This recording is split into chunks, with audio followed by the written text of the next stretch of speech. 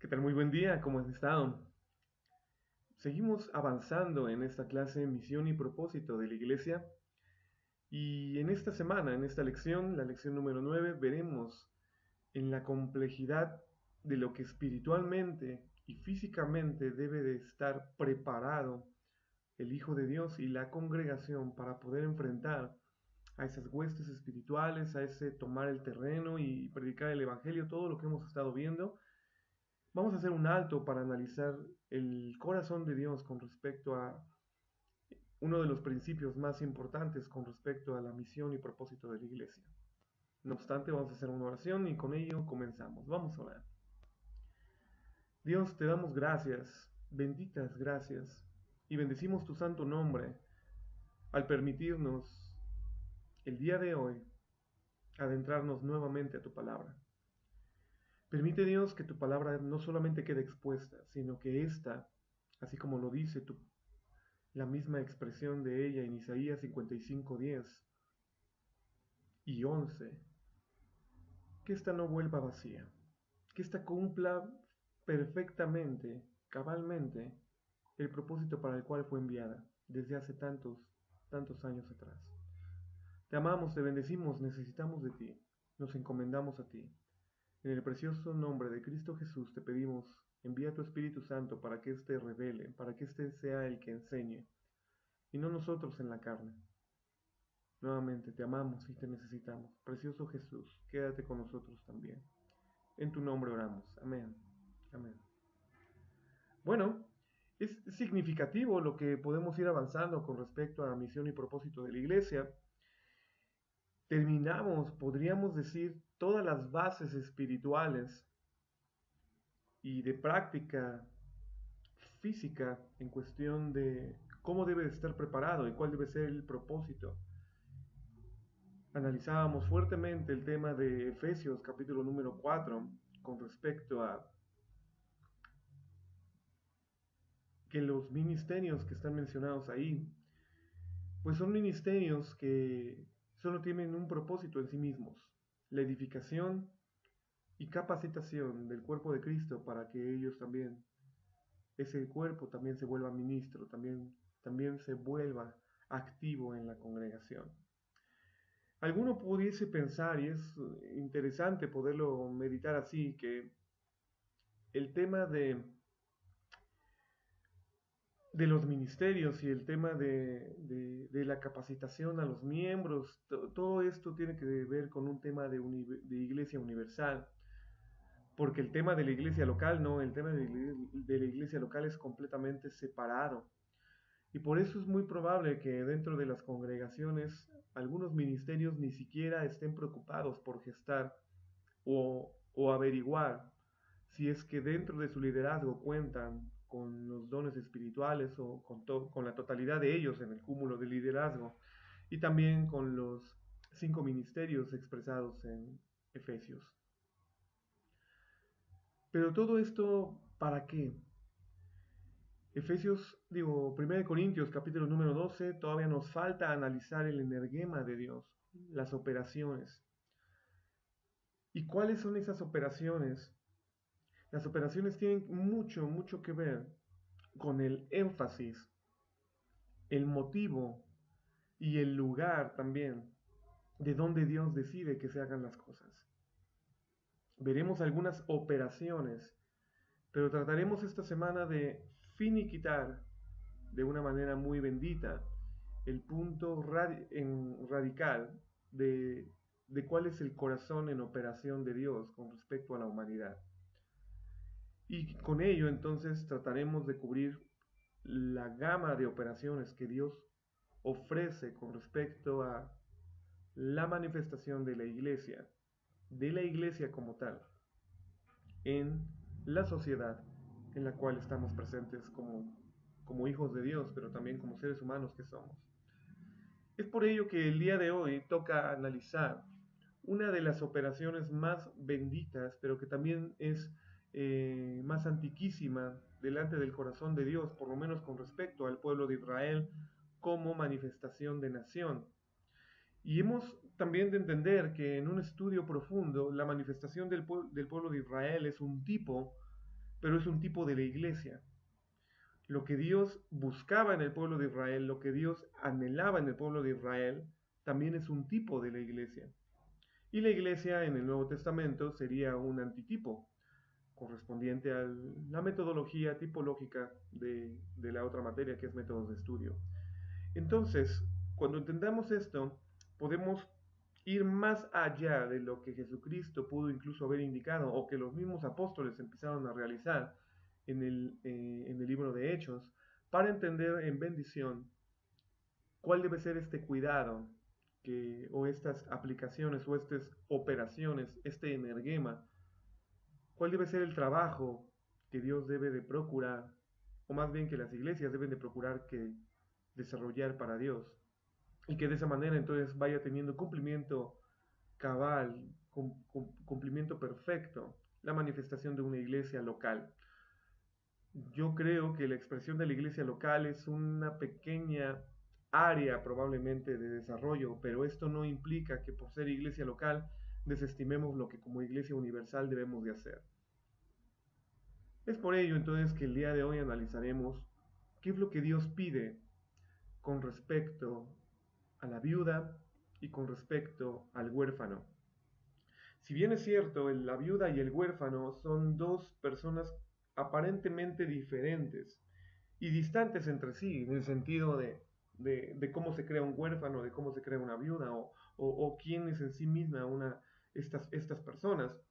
Mas sin embargo también tenemos que entender que delante de la palabra de Dios como que siempre venían de la mano. Entonces habrá pasajes que examinemos en este video, en esta hora y cuarto en particular, que sean referentes a entender solamente lo que es con respecto a la viuda, y habrá otros pasajes que sean con respecto al huérfano, mas sin embargo en la mayoría pareciera que son un mismo tipo de personas delante de Dios, delante del ojo de Dios. Podemos empezar desde el principio. Y en el principio, cuando Dios está dando la ley, cuando está dando los consejos, pero no solo los consejos, sino los mandatos de qué es lo que el pueblo de Israel debe de hacer, empieza a dar algunos temas con respecto a la manera en que se debe de relacionar con cierto tipo de personas. Y específicamente habla de viuda y huérfanos. Éxodo 22, versículo 22, nos empieza expresando la siguiente frase: a ninguna viuda ni huérfano afligiréis, que si tú llegas a afligirles y ellos clamaren a mí, ciertamente yo oiré su clamor, y mi furor se encenderá y os mataré a espada, y vuestras esposas quedarán entonces viudas y huérfanos vuestros hijos. Es una frase pues bastante fuerte si lo podemos entender en la expresión de, pues entonces para delante del corazón de Dios, ¿quiénes son estos personajes? ¿Quién es una viuda? ¿Quién es el huérfano que tanto desea proteger para que incluso no vivan aflicción? Vamos entonces a analizar primeramente los términos. Viuda. Viuda en el hebreo, y ahí lo analizaremos en el griego también, es almaná. Y ese almaná literalmente nos refiere a una expresión de una persona a la cual le fue muerto su esposo. Esa es la definición tácita entonces de lo que el almaná nos podría decir. Incluso, fíjate lo interesante, el término viuda, o más bien el término almaná, tiene que ver con respecto a un lugar desolado, a un lugar sin posibilidad de fruto. Esto es bastante interesante la apreciación del hebreo, porque entonces nos podrá decir por qué verdaderamente Dios está buscando, ¿no? Buscando el que la viuda esté protegida y que Dios mismo de alguna manera protegerá a la viuda, ¿no? Hay otro hebreo del cual proviene la palabra viuda y viene de un hebreo que significa perseguida o literalmente en un sentido dejada a la deriva. Este hebreo como tal es, como bien te comento, interesante porque nos podrá dar una mejor definición de lo que verdaderamente es la viuda. Y en ese sentido, entonces, poder nosotros entender, ¿no? Es alguien que es abandonado, es alguien que es descartado también. En el sentido original de este hebreo, tendría que ver también entonces con una persona que es no solamente que se le murió su esposo, sino también una persona que es dejada, ¿no? Una mujer que su esposo estaba con ella y que en algún sentido decidió el esposo abandonarla, es decir, divorciarse de ella. Ese también es el original en hebreo de viuda. Entonces, no solamente las personas divorciadas, sino las personas, las personas en las que se murió, a las que se les murió su esposo, sino las personas a las que eh, sufrieron un divorcio, esas personas entran literalmente como en el término viuda. Nuevamente entonces, ahorita analizaremos un poquito más profundamente quién entonces es esta persona viuda y entonces qué situaciones deberíamos como iglesia de gestar para este tipo de personas. Por otro lado, también el huérfano. El huérfano es la otra persona que aparece en un contexto similar de lo que Dios estaría cuidando, de lo que Dios estaría diciendo. El hebreo de huérfano es yatom, y yatom literalmente significa una persona sin padre. Esa expresión de yatom tiene mucho que ver entonces con una persona que no tiene un padre, que no tiene una dirección en ese sentido de padre, ¿no? Sin padre es lo que significa. Pero también puede tener la implicación de una persona que está en un constante duelo, en un constante dolor, en una constante tristeza, si lo puedes ver así. Eso significa también yatom. Entonces, cuando unimos estas dos expresiones, independientemente de que analizaremos la mayoría de los pasajes que mencionan a la viuda y que mencionan al huérfano, podríamos entender entonces las implicaciones físicas y emocionales también, pero sobre todo espirituales, de lo que es no tener una viuda, digo, de lo que es ser una viuda y de lo que es ser un huérfano. Y por eso entonces, atraer a propósito y misión de la iglesia, lo que la iglesia local, y esto sí lo digo con firmeza, lo que la iglesia local debería de estar haciendo en función de estas dos personas. Bueno, cuando uno entonces piensa en la viuda, vamos a ir por pasos, pensemos entonces lo que implica a esa persona su viudez. Lo que implica a esa persona su viudez, literalmente por no tener esposo, número uno es lo que espiritualmente se llamaría no tener cabeza. La palabra de Dios menciona fuertemente con respecto a la mujer que ha de estar bajo autoridad. Y esa implicación de bajo autoridad la brinda ya sea o el padre de familia dentro de la casa o ya cuando es desposada, específicamente el esposo. Porque Efesios nos presenta y Segunda de Corintios también nos presenta símiles muy radicales con respecto a la expresión del esposo y de la esposa. El esposo es figura de Jesucristo y literalmente la esposa es figura de la iglesia.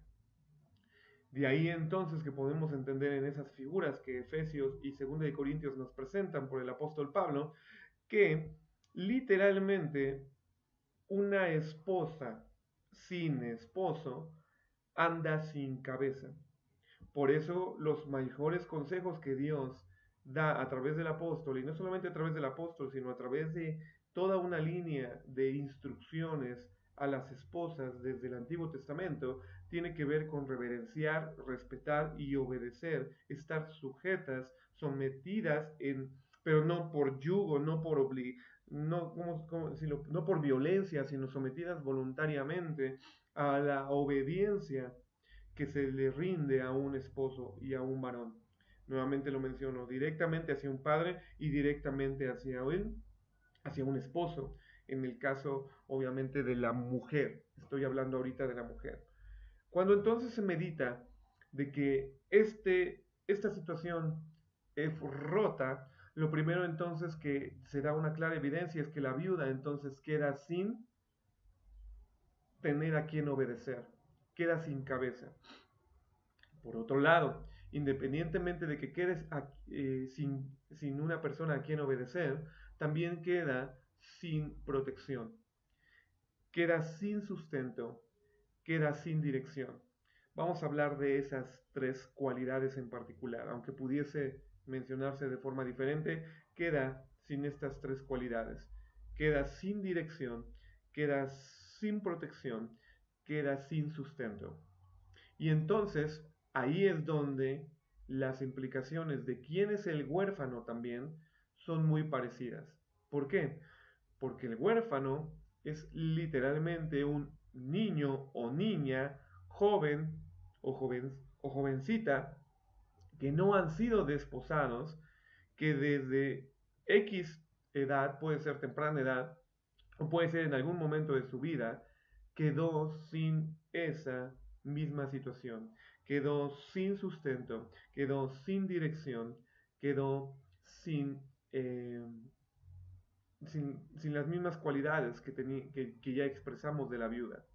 Entonces, ¿por qué queda sin esa dirección? Porque específicamente en el tema del huérfano, el padre es el que brinda esta dirección. El padre es el que brinda este sustento. El padre es el que brinda la provisión. Entonces, ante esas situaciones, tanto la viuda como el huérfano pierden la figura física que debería de darles literalmente la bendición de darles dirección, de darles protección, de darles sustento. Entonces, ante esas tres situaciones, obviamente sucederá que tanto la viuda como el huérfano queden a la expectativa de la desolación. ¿Por qué digo de la expectativa de la desolación? Y no quiero ser brusco porque entiendo la orfandad y entiendo la viudez en, en su tema total. Es más, simplemente para poderlo comentar y dejar un colchón de bendición para que no vayas a pensar que voy a ser rudo en muchas maneras hacia personas que probablemente hoy sean viudos o viudas o huérfanos o huérfanas y que entonces digan, bueno, entonces él que entiende de esto, ¿no? Y lo que yo te puedo decir es que en el sentido estricto de las definiciones como las estamos poniendo, yo también fui un huérfano y yo también viví esa situación. Y mi mamá en particular también vivió su viudez. ¿Por qué digo vivió su viudez? Porque en la expresión de lo que significa viuda en el hebreo, ella no se le murió el esposo, pero es como si hubiera sucedido porque fue divorciada. Mi esposo, digo, su esposo, que en este caso mi padre biológico, se separa de ella y ante esta situación, de forma directa, se vive la viudez, ¿no? Por ese divorcio, por esa separación. Y aunque tuve madre, bendita historia, obviamente, de parte del Señor, mi orfandad estuvo de forma directa en cuestión de que no tuve padre. Y esta situación, obviamente, la viví de primera mano. No fue total, eso también lo tengo que aclarar. Mi propia vida no fue huérfano en ese sentido en su totalidad. Mi madre, gracias a Dios, sí estuvo conmigo y tuvo que cumplir algunas situaciones, obviamente, de protección, de provisión y de sustentación a mi vida. Mas, sin embargo, simplemente por funcionamiento de cómo Dios dotó lo perfecto que debe suceder en una sociedad con respecto a la familia, pues hubo carencias. Y esas carencias no las ataño a la falta de lo que no hizo mi mamá, las ataño simplemente a la falta de lo que sucedió porque el proceso estaba roto. Entonces, entendiendo ese punto nuevamente y dejándolo como parámetro de colchón, porque yo mismo viví de primera mano lo que es que una mujer sea viuda, es decir, mi mamá intentando trabajar, intentando ver por sí misma, intentando vérselas por sí sola, más sin embargo también intentando sacar adelante a 3 hijos, que en este caso yo soy el menor de mi familia, y ese tipo de situaciones yo lo viví de primera mano, pero también probablemente nunca viví de primera mano lo que la palabra de Dios sí da en clara evidencia, que una iglesia, y es hacia donde tenemos que apuntar como misión y propósito de la iglesia, lo que una iglesia debe de hacer con respecto a la viuda y con respecto al huérfano.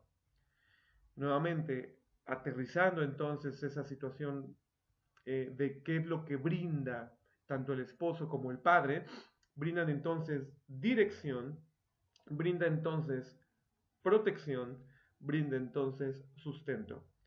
Estas 3 cosas, si las enfatizamos como si fuera un general, de, entonces podremos entender la fuerza y la braveza de las palabras de Dios con respecto a la protección, sustento y dirección que Él mismo está decidido a provocar sobre la vida de las viudas y sobre la vida de los huérfanos. Es interesante también, lo he de notar, lo he de mencionar, que la palabra viuda atiende específicamente al género femenino, en lo que la palabra huérfano atiende de manera neutral, tanto al género femenino como al género masculino. ¿Por qué habrá sido de esa manera? Lo intentaremos descubrir, y no mm, por carencia o por dolencia, ¿no? Lo que tratemos de reflejar delante de la presencia de Dios, pero no menciona viudos, no menciona nada de esto. Más sin embargo, también se pudiese dar a entender que pues, son las mismas instrucciones. Pero lo trataremos de analizar con profundidad conforme vamos viendo este tema. Nuevamente, entonces, regresando a Éxodo 22:22. Para Dios, desde el Antiguo Testamento, y podía decir incluso, si se fue expresado como ley, porque es parte de la ley deuterocanónica que está presente en el pueblo de Israel, ¿no? Para el pueblo de Israel no es una ley que haya dado Jesús, no es una ley que haya sido desestimada porque alguien más presentó o no tenga que ser cuidado, no.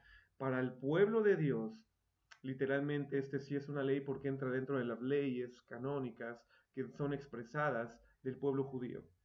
Esto significaría, cuando Dios da una ley en Éxodo o y presenta una ley, es porque estaba en su corazón el acatar esa orden desde el principio de la creación en el tema de lo que pudiese suceder con respecto a diferentes circunstancias y cosas a raíz del pecado. Entonces, también podríamos decir, el tema de la viudez y la orfandad son temas literalmente que se presentan en el pueblo de Israel y en la sociedad humana, hablando de forma general, a raíz del pecado. Para Dios, si entendemos el proceso inicial desde el Génesis, no debió de haber existido nunca una viuda y nunca un huérfano. Nunca debió de haber existido la viudez y la orfandad. Nunca. Mas, sin embargo, como el pecado es manifiesto, entonces Dios necesita gestar un energema, una operación que esté literalmente cuidando estas 2 áreas en particular. Que al final pudiese ser una, ¿no? Él está cuidando que las personas, sus hijos, su pueblo siempre tengan protección, siempre tengan dirección, siempre tengan sustento. Es muy importante esto. Entonces, nuevamente referente a Éxodo 22:22, dice, a ninguna viuda ni huérfano afligiréis. ¿Cuál es esta palabra hebrea? Afligir. Literalmente es la palabra aná. Y la palabra aná nos viene a expresar varias implicaciones en definición. Número 1, lo que podremos definir de la palabra aná es que nunca lo harás mirar hacia abajo. Nunca lo harás humillarse, si lo puedes decir de esa manera. Nunca lo deprimirás de forma literal, también puede ser expresado. Afligirlo es que desestimes su dignidad, porque ya de por sí, si podemos entender, ya de por sí está en un duelo, por lo menos en el tema del huérfano, ¿no? Que ese hebreo de huérfano nos remite específicamente también a una situación de duelo, a una situación de dolor y de dolor constante. Nunca lo debilitarás, también dice esta definición Aná. Aná entonces es grande en sí mismo, ¿no? Nunca lo herirás, nunca lo deprimirás, nunca lo harás mirar hacia abajo en cuestión de su dignidad. Nunca lo debilitarás de ninguna manera. Es decir, lo tendrás por alta estima, ¿no? En el sentido de lo que él vive y de lo que está expuesto, ¿no? ¿Y por qué digo está expuesto? Porque hay, independientemente de lo que físicamente se tiene que dar dirección de parte de un padre a un hijo y de parte de un esposo a su familia y obviamente a la esposa, independientemente de lo que tenga que sustentar y de lo que tenga que proveer, en protección, hay una situación espiritual muy importante también. La figura del padre y la figura del esposo son quienes espiritualmente también obstaculizan y obstaculizan la, la furia espiritual que pueda existir contra una persona, quien primeramente debe de defender esa situación y debe dar protección es el padre y es el esposo. Por eso puedo decir entonces que las familias disfuncionales, como es conocido el término, hablando de familias que no tienen padre, que no tienen madre, que no tienen este tipo de situaciones, el huérfano, en pocas palabras, y la viuda, están expuestos espiritualmente a que el demonio y todas sus huestes espirituales de maldad ataquen más fuertemente, porque el principio de protección espiritual de un padre y de un esposo es literalmente que él lleve la lucha frontal y que incluso esta lucha frontal no llegue a las filas de atrás, que en este caso serían los hijos, ¿no? No llegue a la esposa, no llegue a los hijos. Si el esposo no está presente, entonces es como esa bandada de albatros que va volando rumbo al sur y que generan un ala delta, ¿no? En esa situación de cómo van volando, pero el que es el líder, el que es el albatros alfa, él va a la punta y es el que está recibiendo todo el peso de toda la presión, de todo el vuelo y de toda esta situación para brindar la dirección, para brindar sobre todo la protección y que los vientos no destruyan a toda la bandada, ¿no? De pájaros en ese sentido. Entonces, podríamos decir espiritualmente sucede de la misma manera. El esposo, tanto el padre como el esposo, son los que brindan esa protección para que entonces al ir hacia un lugar, al ir hacia una provisión, hacia una situación en dirección, no sufran ningún estrago espiritual. No solamente estamos hablando del tema de lo que protege físicamente ni lo que protege emocionalmente.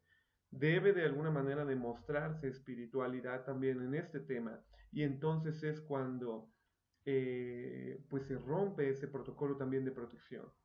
Y muy probablemente entonces Satanás, al ver desprotegida a una familia de esa manera o a una persona, ya sea el huérfano o la viuda, entonces literalmente los quiere destruir. Por ende, entonces la instrucción, podríamos decir inicial, es que la viuda y el huérfano no sean afligidos en ninguna manera. Y esta aflicción tiene que ver con lo emocional, tiene que ver con lo espiritual. Es decir, no se les impondrán cargas también dentro del cúmulo del pueblo, mas al contrario se les tratará de sustentar, se les tratará de bendecir, para que entonces ellos vivan simplemente el proceso de viudez o de orfandad hasta llevarlo delante de la presencia de Dios cuando en el caso de la viuda pueda morir y llegar delante de la presencia de Dios y en el caso del huérfano pues se case y entonces ya cambie completamente el escenario, ¿no? Hemos de entender que todo hijo está bajo sujeción hasta el momento en el que se casa. Por tanto, el hombre dejará a su padre y a su madre y se unirá a su mujer. Entonces, el tema del huérfano es, podríamos decir que puede acabar su situación de duelo cuando entonces ya forme una familia y llega esta bendición, ¿no? Pero, ¿qué sucedería? Vamos a ser francos, si el huérfano, para poder llegar a cumplir esa situación de tener una familia, nunca tuvo la instrucción, nunca tuvo la enseñanza, nunca tuvo la figura de lo que representaba un padre en protección, en sustento, en dirección. Entonces, muy probablemente también, independientemente de que exista la figura como tal, existirá una situación de carencia en este hombre o en esta mujer con respecto a lo que vivió en su familia y probablemente por un razonamiento simple lo reproducirá en su familia. Es decir, de lo mismo que bebió, de lo mismo quedará en su familia. Entonces es todavía más fuerte. ¿Por qué? Porque sería una persona que dejaría huérfanos a sus hijos o estaría dándoles no protección, en pocas palabras, y no sustento y no dirección con respecto a incluso estar físicamente. Sí está físicamente, pero no está. Entonces, veamos la manera tan fuerte que es verdaderamente que este tipo de personas existan en una sociedad. Por eso la fuerza del cuidado que la iglesia debe de gestar hacia la viuda y hacia el huérfano, para entonces intentar, en una bendita historia de parte de Dios, restituir los originales para que entonces vuelva a fluir todo en una concordancia perfecta de bendición hacia el pueblo y hacia las familias y hacia la gente, los hijos de Dios. Entonces, Éxodo 22 nos está diciendo no afligir, y el tema de no afligir quedaría muy vago, pero tiene mucho que ver con no imponer una carga de trabajo, no imponer también, ¿por qué no imponer una carga de trabajo? Porque la viuda era por el esposo, obviamente cuando estaba en vida, sustentada. La mujer era sustentada por el esposo y los hijos también. Entonces podríamos entender que hay un principio bastante lógico en bendición de que los hijos no deben de trabajar. Debe de trabajar el que se case, no el hijo. El hijo debe de alguna manera aprender otras labores, porque el trabajo que geste para ganar su sustento, ese debe de darse, ya sea cuando es hijo a través del padre, cuando es esposa a través del esposo, y obviamente cuando el hijo se casa, debe de ya cambiar su situación y provocar entonces que ahora él sea el sustentador, él sea el protector y él sea el que da dirección. Pero bueno, en el intento es parte de afligir es no imponerles una carga en ese sentido. A lo mejor sí que en el sentido trabajen para que tengan una actividad, pero no que esto sea para obligación, para que entonces, por obligación, para que ellos tengan sustento. Eso es lo más importante también. Y lo veremos con otros pasajes. Por otro lado, también el tema de afligirles es el tema de menospreciarles y humillarles. Podríamos decir en los temas coloquiales del día de hoy, como se usa incluso en las escuelas, no hacerles bullying, ¿no? No humillarles, no ponerles apodos, no desestimarles y hacerles a un lado porque tanto el esposo como el padre no están presentes. No, eso también sería parte de afligirles, estarles humillando, estarles recordando su condición. No, no, no, no es bueno eso. Y también por otro lado, por el tipo de persona que es viuda y huérfano, otra de las situaciones de afligirles serían entonces una de las apreciaciones con respecto a afligirles es castigarlos en demasía. Es otra de las definiciones que vienen implícitas en la misma connotación semántica del hebreo. Y entonces fíjate lo importante, el no afligirles tiene que ver con no seas duro si es que provocan un error, no seas duro si es que se equivocan. ¿Por qué? Porque entonces nuevamente, ¿quién era entonces el que daba dirección?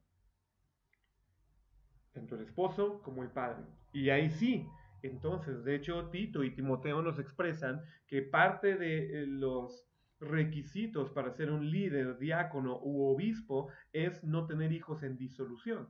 Hijos obedientes, hijos que estén bien en la línea de Dios y encaminados en obediencia. Ok, si esto es verdad entonces, y el padre no está presente, y el esposo no está presente para brindar esa dirección y esa canaleta por la cual deben de caminar y de regirse, entonces al huérfano no lo tienes que afligir directamente. en el sentido de un castigo, como el que sí tendría un hijo si tiene padre que le brinde dirección. Y nuevamente esto es muy, muy importante porque entonces el tema del castigo tiene que ser menguado, puesto que la persona no está recibiendo dirección. Y si no está recibiendo dirección, no está recibiendo instrucción. Y si no está recibiendo instrucción, no tiene de alguna manera una persona que esté cuidando su conducta.